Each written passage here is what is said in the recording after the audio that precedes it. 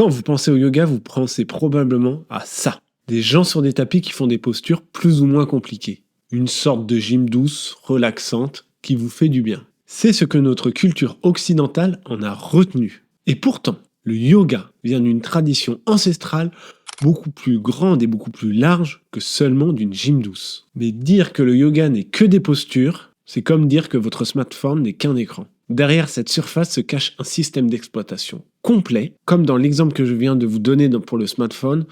Dans le yoga, nous n'utilisons que la surface que nous avons bien voulu garder pour un homme occidental. Aujourd'hui, je vais vous faire voir le yoga sous un angle complètement différent. Étant professeur de yoga, souvent on m'assimile le yoga à des postures, à ce qu'on appelle les asanas en Inde, alors que ce n'est absolument pas ça. Le yoga, c'est une voie, c'est une philosophie de vie, c'est une pratique de vie, c'est une façon d'aborder la vie et le monde en général. Le yoga est quelque chose de très complexe et il y a à travers le yoga des milliers de voies différentes. Donc, aujourd'hui, on va essayer de dépoussiérer tout ça pour voir les grandes voies du yoga et pas seulement les postures. J'avoue que j'en ai un petit peu marre que l'on assimile à chaque fois le yoga de la gym douce. C'est pour ça qu'aujourd'hui, je vous fais cette vidéo. Et d'ailleurs, si tu es sous cette vidéo, c'est peut-être que je t'y ai ramené pour que tu puisses comprendre ce qu'est le yoga dans son cœur, dans ses profondeurs, à son origine, pas ce qu'en a fait le monde occidental. D'ailleurs, le yoga vient à l'origine d'un mot qui s'appelle yug, qui on pourrait dire se lier, relier, qui a un petit peu la même origine que le mot religion, dans le fait de relier. On pourrait le fait de relier à son intérieur, relier la terre et le ciel, relier plein de choses. Une fois qu'il est passé aux États-Unis, il s'est transformé en mot yoga. Et une fois revenu en Inde, les Indiens ont utilisé le mot yoga, mais il est passé par les États-Unis à un moment. Et le yoga, aussi en Inde, s'est beaucoup transformé par rapport à son origine. Nous avons importé le yoga dans le monde occidental comme souvent on importe les choses orientales, avec un prisme, avec un biais, et surtout avec un biais commercial, en prenant ce qui est visible, facile à vendre, et surtout en laissant de côté la profondeur, l'essence, la complexité. Dans cette vidéo, je vais vous montrer pourquoi le yoga est bien plus qu'une activité physique. C'est un véritable système à part entière pour l'être humain, avec des applications qui peuvent transformer votre vie entière. Pour commencer, pour simplifier la compréhension, je vais vous faire une analogie avec votre smartphone. Imaginez un instant votre smartphone, qu'est-ce qui fait sa valeur ? Est-ce juste l'écran, la surface que vous touchez ? Bien sûr que non, c'est juste la surface de votre appareil.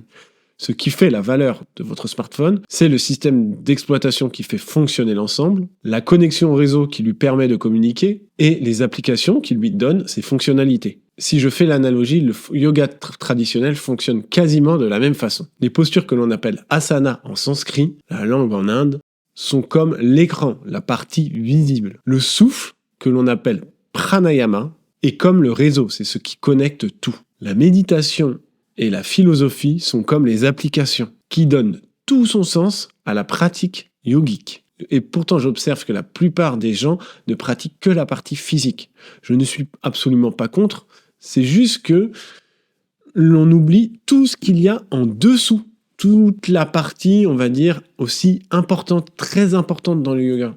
D'ailleurs, il y a des yogis qui pratiquent sans aucune posture. Les asanas sont arrivés très tard dans le développement du yoga, ou en tout cas dans les écrits que l'on retrouve par rapport au yoga. Et pourtant, la plupart d'entre nous n'utilisons que l'écran. C'est comme si vous aviez le dernier smartphone, mais que vous l'utilisiez seulement en miroir pour vous recoiffer. Autant vous dire que vous l'utilisez à très peu de son potentiel. Vous avez même oublié de l'allumer. Au-delà des postures, on retrouve 4 grandes voies dans le yoga, que l'on appelle karma, bhakti, jnana et raja. Je ne vais pas pouvoir développer chaque partie, mais je vais vous en parler très légèrement. Ça va vous donner déjà une idée de ce qu'est chaque grande voie du yoga. Le karma yoga, c'est le yoga de l'action désintéressée. Le karma signifie action ou cause aussi. C'est le fait de se rendre compte que chaque action a ses causes. Donc, à travers le karma yoga, on essaye de faire des actions justes, des actions bonnes, pour pouvoir plus tard récolter les fruits de nos actions. La voie du karma yoga nous encourage à servir autrui et à aider pour le bien commun. Des personnes dans notre monde quotidien qui ont une pratique de karma yoga sans s'en rendre compte, c'est par exemple les pompiers, les aides-soignants. C'est les gens qui viennent en aide à autrui. Mais ça peut être aussi un jardinier, quelqu'un qui aime ses plantes et qui prend soin de ses plantes. La deuxième grande voie, c'est la bhakti yoga, la voie de la dévotion. C'est le fait de chanter des mantras, pratiquer des prières, pratiquer des adorations face à un dieu, face à une entité, on va dire, spirituelle. C'est tout simplement la dévotion. Souvent, ça se caractérise par le fait de vouloir transcender son ego entre parenthèses, parce que là, il faudrait tout développer, mais ça va pas être mon cas aujourd'hui de développer ce que c'est l'ego, et de rejoindre, on va dire, ce qu'on pourrait caractériser par l'amour divin. Le grand amour, l'amour inconditionnel, on pourrait dire. Dans la Bhakti Yoga, on ne peut pas passer à travers de développer l'amour et la compassion envers tous les êtres humains. Quand je dis la compassion et l'amour, ce n'est pas accepter tout et n'importe quoi. De manière plus pragmatique, c'est de comprendre les autres et d'accepter qu'ils ne fonctionnent pas comme nous. Ce n'est pas pour ça qu'il faut accepter tout, encore une fois, mais la compréhension amène aussi une certaine paisibilité dans nos vies. Troisième voie, c'est le Jnana Yoga, la voie de la connaissance. L'individu cherche à comprendre sa vraie nature, ce qu'il est en profondeur. Qu'est-ce que ma véritable nature ? D'ailleurs, le bouddhisme s'apparente beaucoup au Jnana Yoga sur certains points. On retrouve d'ailleurs toute la philosophie non-duelle que je développerai dans des futures vidéos car hyper intéressante. C'est la fameuse question que Ramana Maharshi posait « Qui suis-je ? Qui je suis en profondeur ?» Le but est de dissiper l'illusion, la maya comme on dit en yoga, pour trouver la vraie vérité derrière. Le Jnana Yoga souvent fait appel à des méditations introspectives, à des questionnements philosophiques que l'on appelle vichara. Le discernement et le détachement sont deux piliers essentiels dans cette voie du Jnana Yoga. Et la dernière voie est ce qu'on appelle le Raja Yoga, souvent appelé le roi des yogas. Le Raja Yoga est fondé sur les Yoga Sutras de Patanjali, l'un des textes les plus vieux concernant le yoga, qui ne parle absolument d'aucune posture, mais beaucoup de philosophie et de méditation. Et dans ce yoga de Patanjali, on retrouve les 8 grandes branches du yoga, qui sont les yamas, ce sont toutes les règles éthiques, les niyamas, qui correspondent à la discipline personnelle, pour ensuite et seulement ensuite arriver aux asanas, toutes les techniques de posture que l'on retrouve dans la gym douce que les gens pratiquent aujourd'hui, ainsi que le pranayama, qui est le contrôle du souffle. Le souffle permet de rentrer rapidement dans des états légers de conscience modifiée, en coupant totalement le mental. Donc c'est une façon assez simple de se reconnecter à soi et de rentrer dans ses profondeurs. Ensuite vient pratyahara, c'est le retrait des sens, c'est ne pas se laisser happer par nos sens. La vue, le toucher, l'odorat, le mental, parce que pour les yogis, le mental est un sens. Vient dharana, la concentration sur un point précis ou sur quelque chose de précis. Le dhyana, que l'on pourrait appeler la méditation.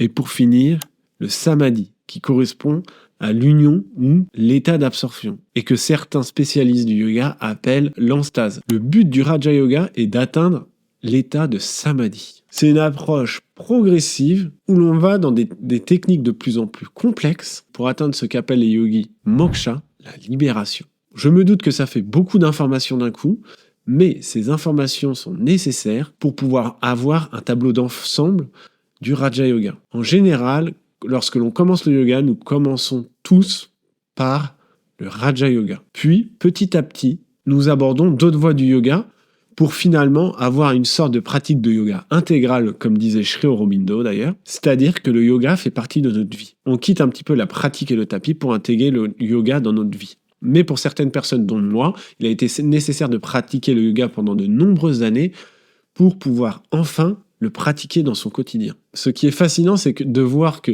les asanas et les postures ne font partie que d'une branche dans une voie qui s'appelle le Raja Yoga.